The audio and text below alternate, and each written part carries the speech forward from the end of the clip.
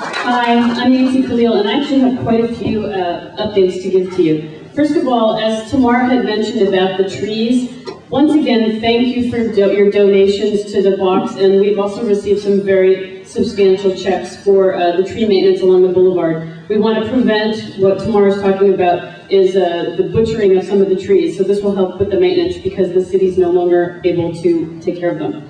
Secondly, the email list that's on the back table. If you're a Soha member and aren't currently receiving our email blast, please put your name and your email address down on that list. Third thing, Metro 2008 Long Range Plan. The Los Angeles County Metropolitan Transit Authority will be releasing its Long Range Plan in June. The draft included the possibility of expanding the 101 freeway. Yeah, it's back on the agenda. Sherman Oaks Homeowners Association has taken an official position that states, Soha opposes the taking of residential property for expansion of the 101. We'll keep you posted on that once that long-range plan is fully released.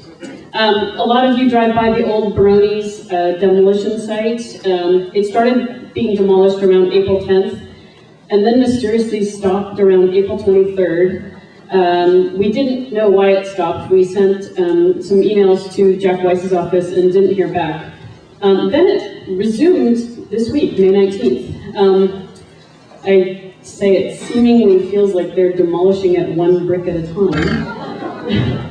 It looks like a third world country around there, partial ruins, the graffiti, and as much as our police officers try to keep pushing the map, the vagrants keep returning. So we're looking to Councilmember Jack Weiss's office to hopefully get the owner to clean up those grounds, finish the demolition, and be in compliance with a specific plan.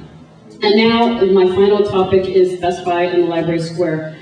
I know we have quite a few guests in the audience. A lot of you here have heard me talk about this, but I'm going to just do a quick historical perspective for those who are here for the first time. Back in September 2003, we found out that a movie theater on Van Nuys Boulevard in Millbank was going to be redeveloped, and that a big box would be put in that spot. The neighborhood felt that the traffic plan study that was done by the developer was insufficient, and we filed an appeal. And anyone who's driven along Van Nuys Boulevard between the 101 freeway and Ventura Boulevard knows that Van Nuys was a nightmare before. It continues to be a nightmare. In fact, I was just trying to make a left-hand turn during rush hour the other day, and because of the frustration of that particular stretch of land, a car decided to make its own double left turn lane and just about smashed into everyone who was trying to make a left-hand turn. So I think this is indicative of what was there and what continues to be there. Anyway, the neighborhood organized, filed an appeal, and in March 2005, we lost our appeal to the South Valley Area Planning Commission. April 2005, we received a decision document. We received a revised decision document about a week later, and we discovered that language had been in that revised document had been changed behind the scenes for the benefit of the developer, which would allow them to make the building taller than what was decided during the appeal hearing. We couldn't get the city to change the document back. We went to Plum, we sent letters to city officials, so Soha sued the city. December 2005, Soha prevailed in a lawsuit and succeeded in, this is my favorite part, returning to our losing position. That's right, we filed a lawsuit to get back to the lost appeal. Meanwhile, we were trying for long-term traffic mitigation for the neighborhood, and the Library Square neighborhood had a vote that Councilmember Wendy Rule and the DOT was instrumental in putting together for us. And there was a $175,000 contribution by the Best Buy developer, and Councilmember Rule also offered $30,000 to $40,000 in kind.